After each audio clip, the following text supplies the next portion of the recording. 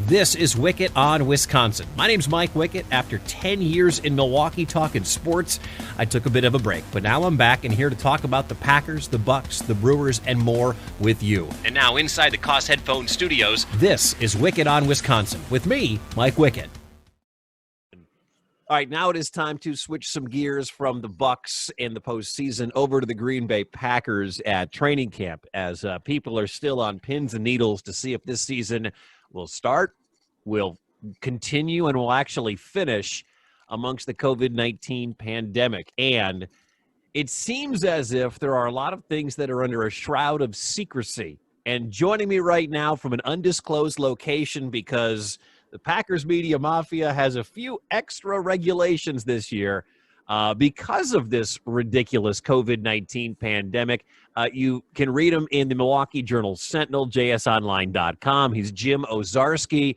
Jim, I appreciate it. We have hidden your picture from those watching on the video because we don't want to get anybody in trouble with the Green Bay Packer organization. Yeah, I cannot disclose my location, Mike. It's, I don't know if I'm allowed to report that, so I may have to be more creative with some of that. It's been a wild training camp, that is for sure. Now, first of all, before we get to the fact that you made some national news, which I think is great, and some of these other restrictions they've placed on you, how has camp been with no fans, and some of it's at Lambeau? Like, this is really, really weird. It is strange, and put it this way, there is no vibe, there is no buzz. I mean, look, we can, get tweets or social media messages across the platforms, or downloads on podcasts, and kind of get a feel for, okay, people are craving football and their favorite team. But I mean, if you go to Lambeau Field right now, I mean, there's no tailgating in the parking lot there. The bike ride parade, right? Like you would get this sense that it's starting and people are excited and whatever. And it's crickets. It's like going there in, June but actually might not even, because even though the atrium is open and the pro shop is open, Titletown has slowly reopened as well. Like, it's not like a normal August, you know what I mean, where you've just got people milling around everywhere. It's still kind of slow, so really strange. I've never sat in the stands in Lambeau Field ever, so being one of 5 people in the lower bowl was really weird the other day. So yeah, it's just it's a strange place to be sort of documenting as much, I guess, sort of documenting as much football as possible. Yeah, I was going to ask, though, I would imagine, and you can tell me if I'm wrong, and some of the limited interaction you have, do the players and coaches like not having fan distraction, or is that even a thing in a normal year? I really don't think the coaches care. I think there's a part of them that enjoys it. I mean, clearly, Matt LaFleur tarped up all of Nitschke Field, and they're currently fighting with the city of Green Bay about the Resch Center and this new museum going up across the street, to be able to block off fans from up there. So I think the coaches like the idea of, cooking up their secret recipes when no one can see. Now, the players are the other way around. They definitely want fans. They definitely want that noise. They want to be cheered. And let's be honest, I mean, even if there's a drop or an interception, I mean, it's practice. So your team, quote unquote, is always being successful. So there's always cheers. So yeah, I think the players for sure miss it. The coaches, I think, are more than happy to play in front of no one. In a normal year, and I covered the Brett Aaron saga in 2007, 2008. In a normal year, like at the end of Brett's run, Aaron Rodgers was hated by about half, if not more, just because of a move made by Ted Thompson and the organization. Would Jordan Love feel any of that if fans were allowed, or do you think it's a little bit different? No, it's way different. A couple of reasons. One is to Aaron's credit, which was coming out right away in his first public comments that it's not Jordan's fault. I know what he's going through. It's a business decision by the Packers. I get it. I understand it. I'm not mad about it. So, and look, Mike, I'm glad that you brought this up because you know this. When Aaron took over, he made a very conscious effort to, I don't want to say be the anti-Brett, but do things differently. And he just wasn't going to make this a public thing because he saw how Brett was treated, how people felt about Brett Favre. Look, I mean, it took a long time for number 4's number to get put up in Lambeau Field. I mean, they had to mend some fences, and so I think Aaron, even if we don't truly know his personal feelings, at least publicly, he has said all the right things.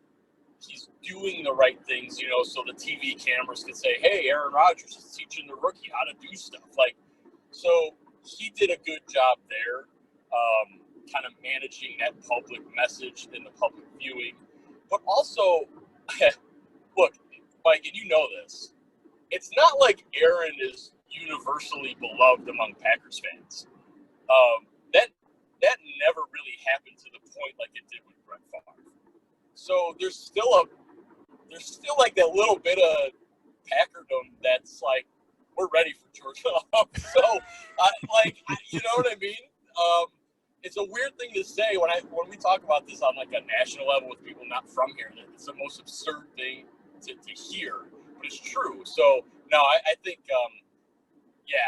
if fans were there, I think they would cheer Jordan Love, but there's definitely, I don't get any sense of, an animosity or get this guy out or, I think it's been managed well. And also, Mike, I'm sorry, I know I'm ranting here, but I think the Packers really enjoy this media restriction, fan restriction, strictly for that purpose. Like, we saw Jordan Love's face for the first time the other day, and it's mid-August. And honestly, Mike, we don't think we're going to see Jordan Love again until 2021. That's an incredible statement. Assuming Aaron stays healthy and stays productive, yes. That's probably the plan, and that's crazy. And if you're watching on the video, you can't see Jim's face. You might see Jim in 2021. Who knows when you're actually going to see Jim Owzcarski's face because of the regulations put on, and we'll talk about those in a second. But I have to ask, with what you're allowed to tell me, how has Jordan Love looked in some of these drills? Yes, I can't tell you about individual performances, and he looks every bit like a rookie, Mike. We were wondering, okay, how are all these first-year players going to handle no rookie camps, OTAs, mini camps, etc.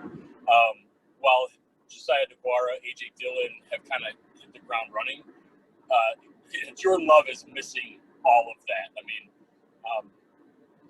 he hasn't been intercepted yet that I can remember, but nearly intercepted several times. Some incompletions, weird decisions. It looks every bit like a guy who needed that time in the spring and didn't get it. So, put it this way, I think the Packers are happy that Tim Boyle. Do you expect them to carry 3 quarterbacks with COVID? I do. Honestly, I thought they would from the beginning. But after this, I mean, look, if they truly still believe they can compete for a Super Bowl, and Aaron Rodgers, it's so weird because Aaron's been one or the other. Either he gets hurt and can play, or he's like done for 8 weeks. So if there's like an in-between injury where he misses, he gets knocked out of it, let's say a concussion, where he gets knocked out of a game in the second quarter and misses the next week, Tim Boyle can help them win and or steer the ship.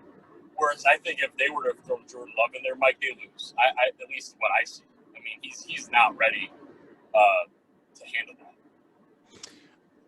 And that's probably what people would expect considering the offseason. Like you mentioned, he doesn't have a spring. And people, I know that there's so much controversy about that pick. And I've seen it all over social media, Jim, and I read it in your newspaper and everywhere. But really, the thinking is he's not going to factor in until 2021. till 2022, maybe 2023 if Aaron plays back to a very, very high level like we've seen him play in the past. So I don't freak out hearing Jordan Love looks like a rookie because that's kind of what I expect. Yeah, and I think a part of them knew that as well. I mean, you allow yourself to be surprised. You know, it's one thing for him to sit in the Zoom meeting and bark out the calls or a play to Luke Getsy from his living room. It's another on the field and then trying to process all of that and kind of I can't throw the ball in that window because this is no longer the Mountain West. You know, like that's just so he looks every bit like that. And you're right. Look, Tim Boyle, he's probably one of those guys. He's like a 4A type of player to me. You know, use a baseball analogy, where he could probably come in and start a little bit, have some flashes, maybe have a team says, oh, he's going to compete for a job, but it's probably more like a career backup. He's Jim Sorgi, is what he is. Yeah, so he's ready, to kind of carry the load if need be. Whereas, Jordan Love, and I think the team knew that for sure. I don't think what's happening now, Mike, with that quarterback room is anything other than what they anticipated. And it's kind of like what happened with Patrick Mahomes in Kansas City when his knee went sideways, and the question was Matt Moore good enough to get you 2-2? And he was okay. I mean, Matt Moore is not a starter in the NFL at this point in his career. Is Tim Boyle good enough to get you 2-2 should Aaron have to miss 4 games? From what we've seen, yes. I mean, I'll be honest. I mean, Tim Boyle's been the best looking quarterback out of the 3 days. I can't tell you if Matt LaFleur's ready to name a starter for Minnesota or not, Mike. You think there's a real quarterback competition here late in May or in August? I am not allowed to project the starting lineup unless the coach says so. I mean, that's part of my restriction, which we'll get into. But I'm not allowed to say who Tim Boyle's throwing to or who he's playing against. All I can say is that he looks really good. And no, seriously though, he has taken a step from last year that I didn't think he'd take. I mean, he looks really smooth and comfortable in the offense. And Mike, this offense, and I don't care what Brian Gutekunst and Matt LaFleur said after the draft, they are pushing it toward a more run-oriented, hand the ball off offense. And when that's the case, Tim Boyle doesn't have the juice Aaron Rodgers does to go up there and change all the plays and get out of things that Matt LaFleur calls. So, yes, long story to say it, Tim Boyle can run play action, throw a deep ball, and hand it off to Aaron Jones and A.J. Dillon. and yes, allow that defense to do some stuff and kind of keep the ship afloat. Did you say Aaron Jones and A.J. Dillon? Is he moving up the depth chart? Is he and his crazy legs that everyone is talking about, is he the number 2 guy?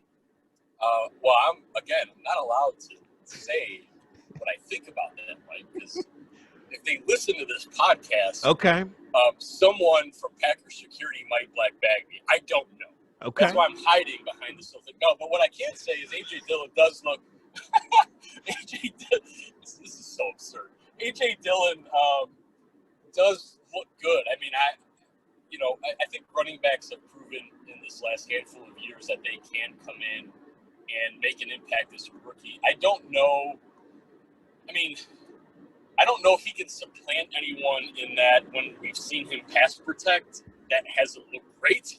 And that was a real question. I mean, this guy got, 800 carries at Boston College. I mean, I don't think he was really asked to protect the quarterback that often. And if the quarterback is Aaron Rodgers and he's catching a $30 million paycheck this year, I don't know if you can worry about, is this guy going to pick up, a Daniel Hunter stunt? You know what I mean? So Jamal Williams' job is likely safe at least for 1 year to pass protect. Even though you can't tell me that is what the assumption sounds like coming out of your mouth. It's fascinating, Mike, because man, and I will say this is what makes Brian Gutekunst's job hard right now, is Jamal Williams is making $2 million this year. And so you have a room full of running backs who are talented. Look, Jamal is a solid player. He is a very good pro. He's not a feature back. He probably is what he is. Like, if you were to give him 300 carries, he'd probably rush for 1,000 yards. But, like, I think that's most running backs. So what does Brian Gutekunst do? Does he say, well, hey, some running back just blew an ACL in this next week. Can we flip Jamal Williams and save that cap space because we need to re-sign David Bakhtiari? Like, that's a real thing.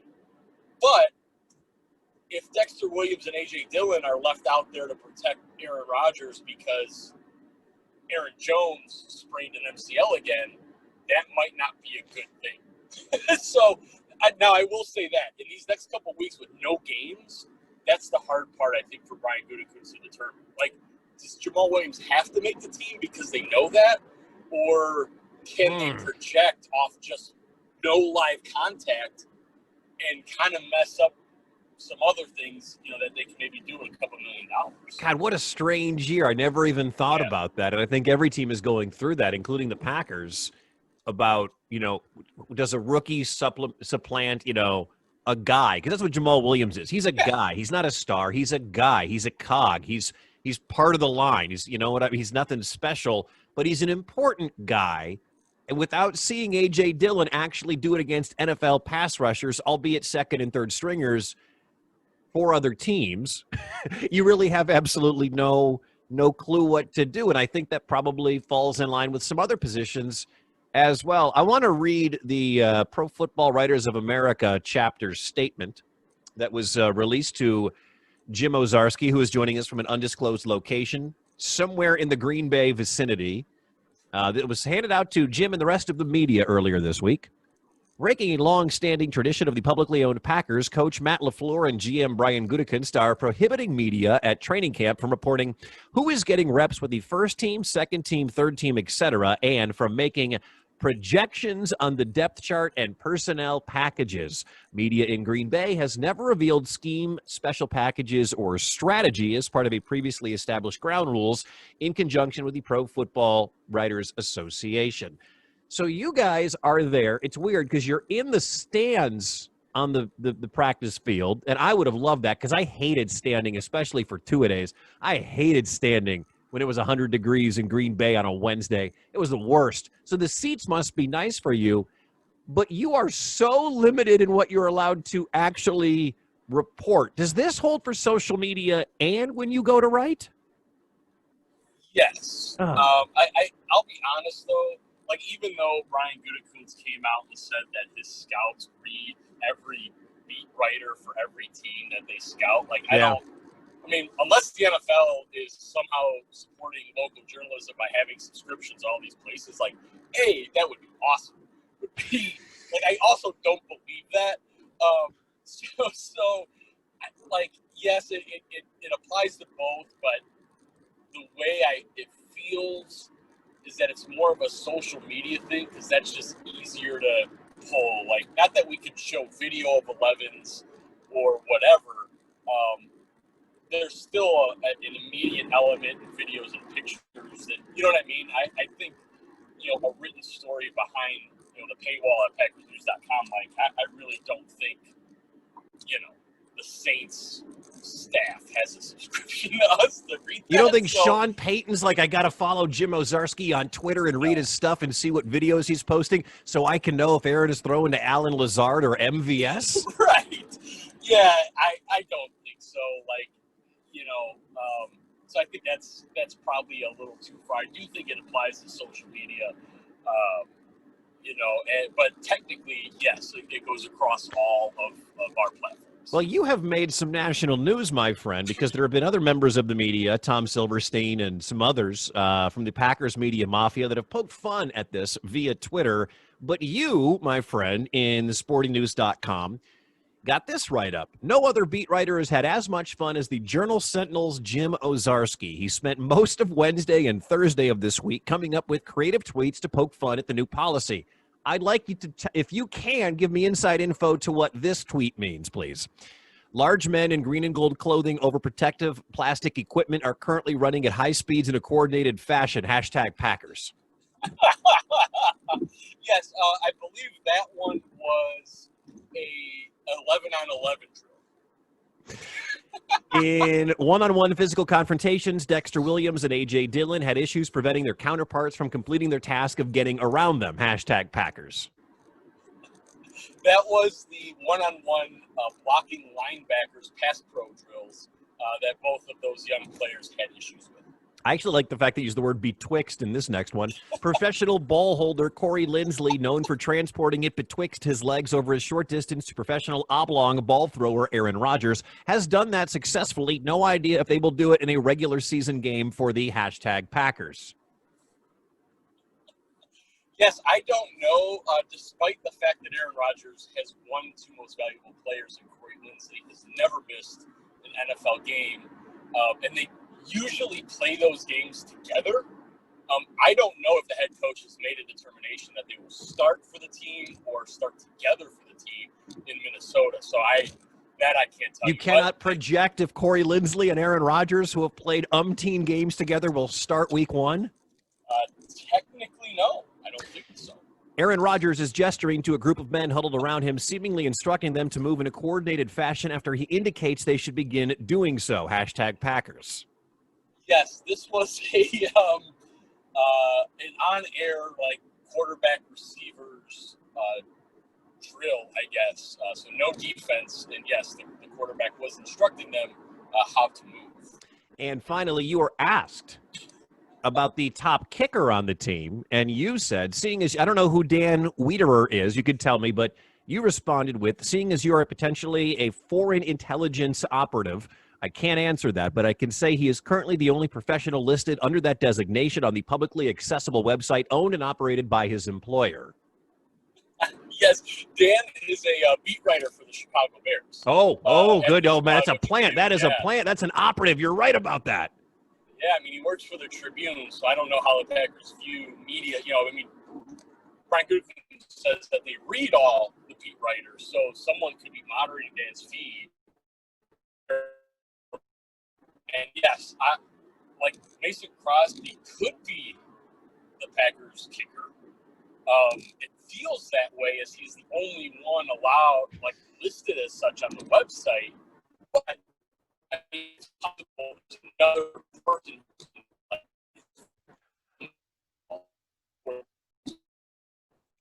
I think this is perfect. This is perfect. Somewhere, I believe Matt LaFleur is listening to this podcast and our conversation and is interrupting your feed because you did nothing but cut out there. I believe that they are watching you, Owzcarski. Yeah, see, it's man. I'm telling you, it's the further you get into Green Bay, I think there's all kinds of weird things. So what I was saying was, literally, Mason Crosby is the only kicker on the Packers website. Does not mean he's the only one who could put his foot on the ball and then make it travel forward. So I think technically someone else could perform that action in Minnesota on September 13th. Give me a guy on defense that is wowing people so far, or two guys on defense. I don't want to know who they're going up against. I don't want to know if they're first string, but give me one or two guys on defense because we spend so much time talking about Aaron. Who's wowing on the other side of the ball? Yeah, I have to go to the secondary. I will just say as a group, they're all looking good. I'm going to go with the safety, Adrian Amos. And the reason I say that is because he's actually making a lot of plays on the ball. He has 2 interceptions of Aaron Rodgers. That's the thing I can say. He's been around the ball. I obviously they're not going to hit their own guys, so it's hard to tell if he would have had some deflections or created some pass breakups in that physical way, Mike. But that's not his game. I mean, he had 2 picks all of last year. I think 3 his whole career in Chicago. So, seeing some ball hawkishness from Adrian Amos has been interesting to watch. Christian Kirksey looks fast. He's missed the last couple of years with a variety of injuries in Cleveland, but that was kind of his deal coming out of Iowa. You might be able to remember a scouting report on him or some draft stuff coming out of the Big Ten, Mike, going to Cleveland, 5-6 years ago. But he looks like he's moving well. He can cover. In terms of that, I think they stand out. Other than that, it is hard because they've had pads on, but I don't know. It's hard to judge. Is Tim Williams really looking great? I don't know. Until maybe they do some more live action. You just can't tell on defense, I feel like, until they're playing against a live offense and having no preseason, they're not going to play. And the same goes for the offensive side of the ball. But defense, it's all scheme and it's run this drill, but until they actually have to get the football and kill the quarterback, it doesn't feel real, I imagine. No, it doesn't. And they can thud it up, and you do hear some crack of the pads. But, yeah, that front seven, Mike, is really hard. It's really hard to judge. That's why I kind of went with the secondary and then the middle linebacker who's kind of moving in space, because that you can tell. And right now that looks pretty good. Well, Jim, I hope they don't pull your credential for revealing all of this information over the last 25, 30 minutes, however long we've been chatting. I do hope you continue to have access to sitting on the sideline and not reporting anything. I think that is an important part of your job description that I don't think you knew about. I appreciate you coming on. We'll get you on before the start of the season, assuming there is going to be a season down the road. Yeah, it's amazing. You know what, Mike? The fact that we went this whole time without talking about COVID-19 protocols and all that stuff actually was a little refreshing. So even though I couldn't, I don't know. You can't tell me what any of the COVID. You couldn't tell me the protocols. You couldn't tell me what it's like on Zoom interviews. You can't tell me any of that stuff because you're not allowed to. Maybe, so we can get into some of that our next time. But yeah, it was kind of nice to be able to go through some of this other stuff without talking pandemic. It was a nice departure. Well, eventually I do want to know if we can get through this, because it'll be interesting, and I'm going to let you go here, but it'll be interesting to see what the Packers do and the other teams, what their players do, because again, we're talking about 26-year-old millionaire males, and some of them are in much bigger cities than Green Bay, Wisconsin. What are they going to go do with some of their downtime, as we still have a couple of weeks left of training camp? So we will definitely get into that, Jim. I hope nothing happens to any of these Packer players. And again, I hope nothing happens to you when you get to Lambeau today. Thanks for coming on. I appreciate it, Mike. Talk to you soon. Thanks for listening to Wickett on Wisconsin. If you have any feedback or you want to reach out to